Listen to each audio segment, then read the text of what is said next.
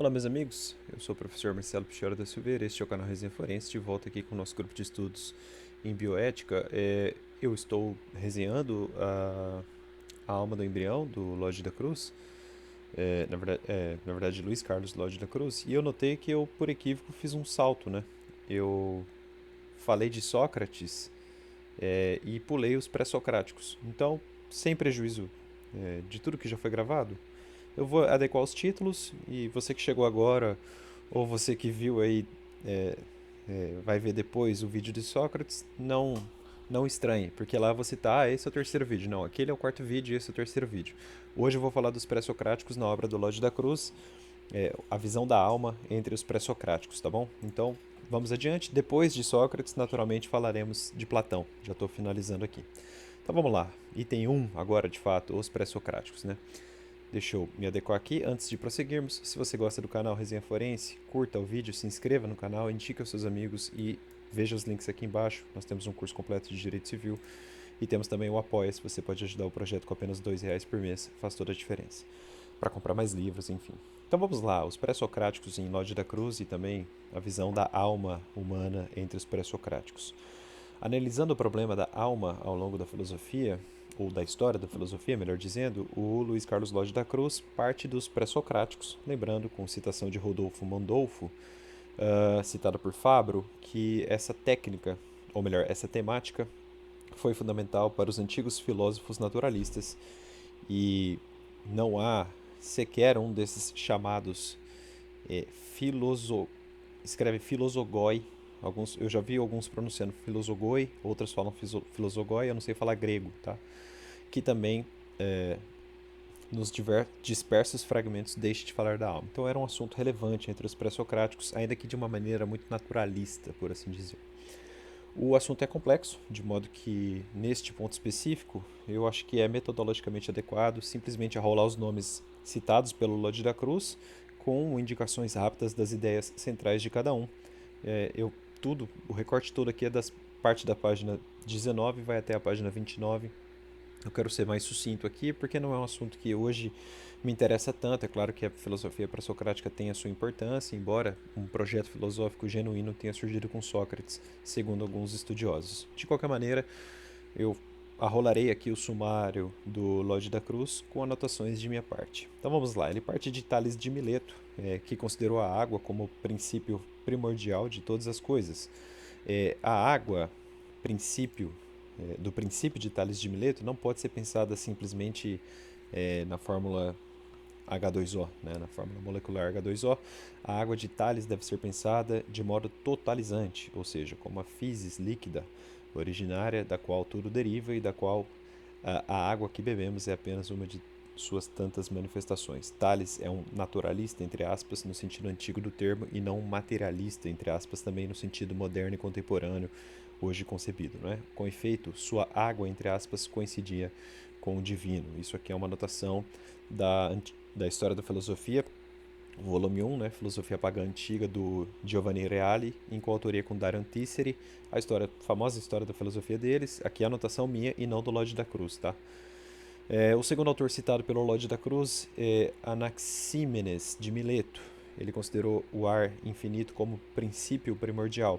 A gênese do cosmos, segundo Anaxímenes de Mileto, se explica assim: de um movimento, que é eterno, geraram-se os primeiros dois contrários fundamentais, o frio e o calor.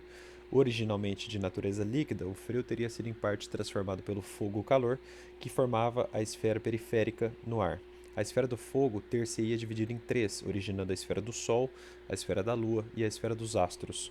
O elemento líquido ter-se-ia recolhido nas cavidades da Terra, constituindo os mares.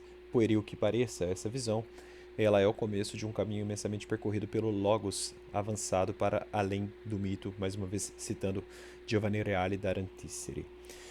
Depois, o Lodge da Cruz cita Heráclito de Éfeso. Ele considerou o fogo como princípio fundamental e desenvolveu a ideia de que tudo escorre, né, pantarrei, de que tudo se move, é dizer, nada permanece imóvel e, fixo, tudo muda e se transmuta, sem exceção. Em dois de seus mais famosos fragmentos podemos ler o seguinte, abre aspas, não se pode descer duas vezes no mesmo rio e não se pode tocar duas vezes uma substância mortal no mesmo estado, pois, por causa da impetuosidade e da velocidade da mudança, ela se dispersa e se reúne, vem e vai.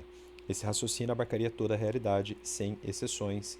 Mais uma vez, Giovanni Reale da Antíceri. Foi essa a influência de Heráclito que os estoicos adotaram em uma filosofia panteísta, ou melhor, foi com essa influência do Heráclito, desculpe, que os estoicos então adotaram uma filosofia panteísta, sustentando que o universo seria conduzido por um princípio geral chamado Logos, a razão, estando o mundo da matéria impregnado de racionalidade, como menciona Paulo Nader na sua filosofia do direito. Paulo Nader, por mim citado e não pelo Lodge da Cruz. Pitágoras de Samos faz o número, ou melhor, fez o número o princípio de todas as coisas, né, uma categoria pitagórica numérica, defendendo a doutrina da metempsicose. Os pitagóricos indicaram o número e os componentes do número como o princípio, ao invés da água, do ar ou do fogo. E com essa descoberta de que todas as coisas, ou melhor, em todas as coisas há regularidade matemática ou numérica, o Ocidente ganhou novo rumo para o seu desenvolvimento espiritual. Deve ter sido determinante para isso a descoberta de que os sons e a música, a qual os pitagóricos dedicavam grande atenção como meio de purificação e catarse, são traduzíveis em determinações numéricas, ou seja, em números. A diversidade de sons produzidos pelos martelos que batem na bigorna dependem da diversidade do peso dos martelos, que é determinável segundo um número, ao passo que a diversidade dos sons das cordas de um instrumento musical depende da diversidade do comprimento das cordas, que é analogicamente determinável segundo um número. Além disso, são leis numéricas que determinam os anos, as estações, os meses, os dias e assim por diante, como dizem Giovanni Reale da Antíceri.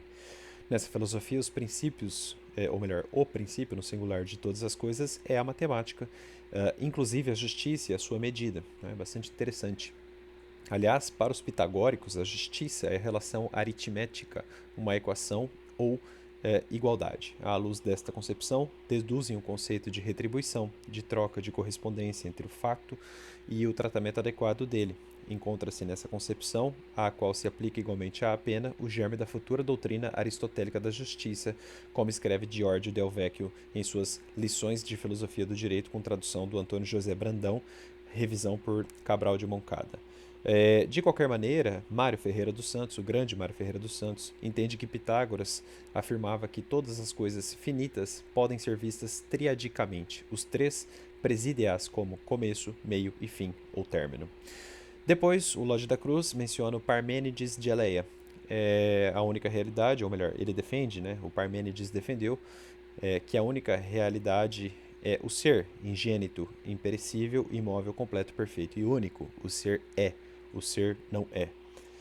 O grande princípio de Parmênides é o próprio princípio da verdade. Seria o seguinte, abre aspas, o ser é e não pode ser. O não ser é e não pode ser de modo nenhum. É um pouco confuso, mas é isso mesmo. E a frase vem de Giovanni Reale da Antíceri. O estudo da ontologia, escreveu Mário Ferreira dos Santos, no contexto da sua filosofia da crise, aliás, resenhada aqui no canal, procurei no Resenha Forense, coloca assim, filosofia da crise, resenha forense. É uma grande resenha que eu fiz da obra do Mário Ferreira dos Santos. Mas segue Mário Ferreira dos Santos, no ser infinito não há crises, né? Crise no grego, porque, aliás, me ensinaram, eu falava, eu havia entendido uma pronúncia errada e o correto é crisis mesmo, tá? Porque nele não há limites, pois estes são fronteiras que separam os seres, e aquele, fonte e sustentáculo de todos os outros, não tem fronteiras, mas apenas perfil, na linguagem tão poética e tão clara de Parmênides, porque não há outro que a ele se oponha. Mas essa filosofia tem um problema, né? Ela é criticada, porque ela reduziu tudo à identidade, virtualizando a heterogeneidade a ponto de negá-la por excesso de atualização sincrética. Por isso, a filosofia de Parmênides é uma filosofia de crise e não da crise. É a menção de Mário Ferreira dos Santos. Se você não entendeu nada, por gentileza, veja a resenha e leia o livro Filosofia da Crise, de Mário Ferreira dos Santos. Na minha opinião, o livro mais elegante de gnoseologia escrito por um brasileiro. Muito bom, muito bonito mesmo. Depois, Lodge da Cruz menciona Empédocles de Agrigento, que dizia, né, são 4 os elementos imutáveis, famosíssimo, né, fogo, ar, terra e água. Para ele, né, para o Empédocles, da mesma forma que para Parmênides o nascer e o perecer entendidos como um vir do nada e um ir do nada, são impossíveis, porque o ser existe e o não ser não existe. Assim, não existem nascimento e morte. Aquilo que os homens chamaram com esses nomes, ao contrário, são o misturar-se e o dissolver-se de algumas substâncias que permanecem eternamente iguais e indestrutíveis. Tais substâncias são a água, o ar, a terra e o fogo, que Empédocles chamou de raízes de todas as coisas. Assim, os jônios haviam escolhido ora uma, ora outra dessas realidades, no plural, aqui tem um erro de digitação, ora uma, ora outra dessas realidades como princípio, entre aspas, fazendo as outras derivarem dela através de um processo de transformação. A novidade de Empédocles em relação aos outros pré-socráticos consiste no fato de proclamar que a inalterabilidade qualitativa e a intransformabilidade de cada uma.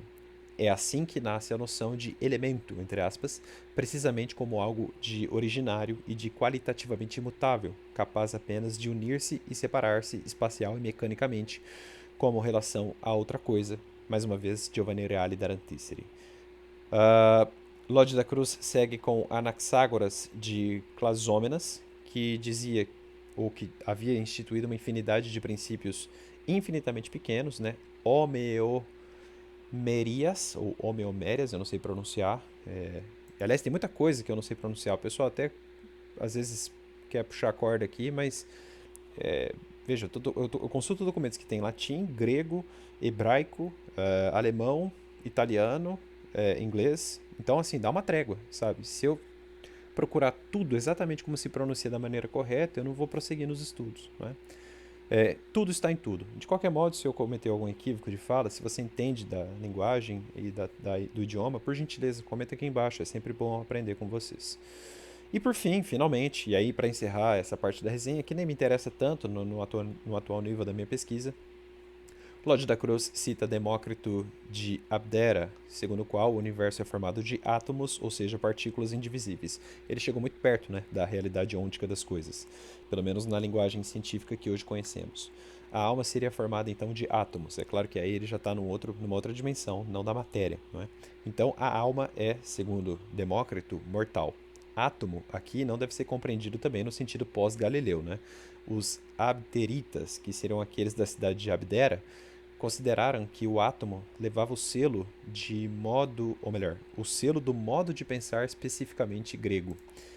Átomo, na filosofia grega de Leucipo, Demócrito e também de Epicuro, significa indivisível e também indica o princípio de toda realidade. Isso dizem Giovanni Reale da Antícera. Eu já vi alguns falando Epicuro, outros falam Epicuro, enfim, a divergência na língua lusitana.